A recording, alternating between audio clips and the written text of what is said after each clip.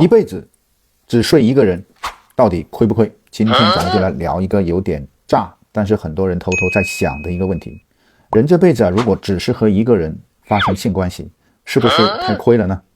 这让我想起一个著名的女性专栏作家说过的一个意见。她认为啊，如果一个女人一辈子没有和任何一个男人那她就是零，就白活了。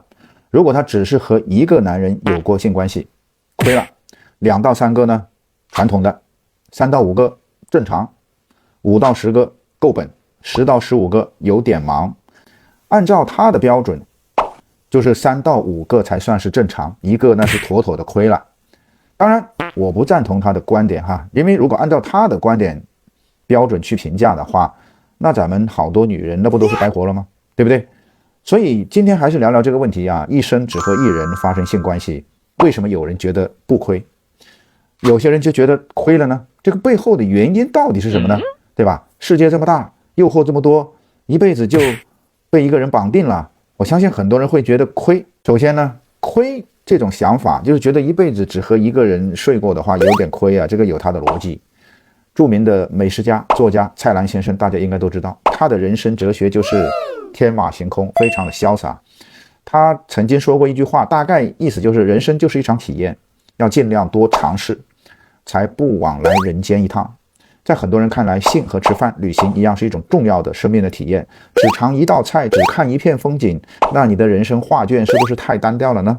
那么有人评价蔡澜先生一辈子吃美了，做美了60多个女朋友，说美了能说会道4大才子，看美了旅游达人访遍世界美景，活美了自我疗愈自洽自信，从不纠结自责。用蔡先生自己的话说，就是我活过。这其中啊，其实他对男女关系的态度也是一直被大家争议的，有些人默默的羡慕，有些人痛斥。首先我们要知道这种认为亏了的观点，它的核心是什么？就是自由和探索。他们认为呢，身体的愉悦是天赋人权，在安全自愿的前提下，探索性的多样性，与不同人建立连接的可能性，是丰富自我认识世界的一种方式。一辈子只守着一座花园，难免会好奇别处的风景，对吧？但是不要着急，我们来听听另外的声音。如果把性仅仅看作是一种收集和体验，那它不就是变得有点像集邮或者是打卡了吗？那它的深度和价值又在哪里呢？反对亏了的这种说法的人，他们认为性不仅仅是身体的连接，更是情感、信任和灵魂的深度交融。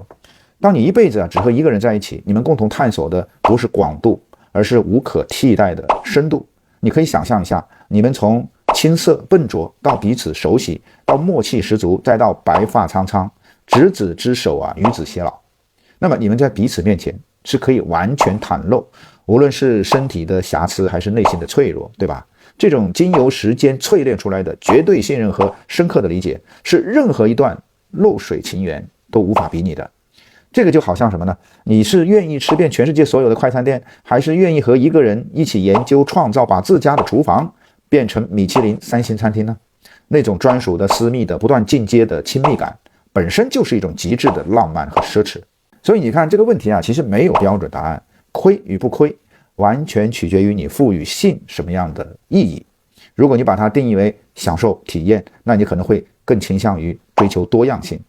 但是如果你把它定义为爱与连接的深度表达，那么一辈子一个人不仅不亏，反而是莫大的幸福和运气。所以我想跟大家总结一下，当然大家也可以发表不同的意见。人生最珍贵的其实不是你经历了多少个人，而是你在每一段经历当中是不是都保持了真诚、负责和成长。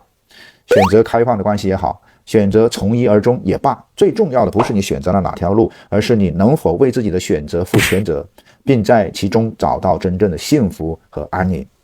如果你有幸已经遇到了那个让你心甘情愿放弃整个生灵的人，那么恭喜你，你拥有的是一份这个时代最稀缺的深度的价值。如果你还在探索，也要记得所有的探索最终其实都是为了更好的认识自己，而不是在比较中感到亏损。归根结底灵魂的契合永远比身体的经历次数更能定义我们的生命质量。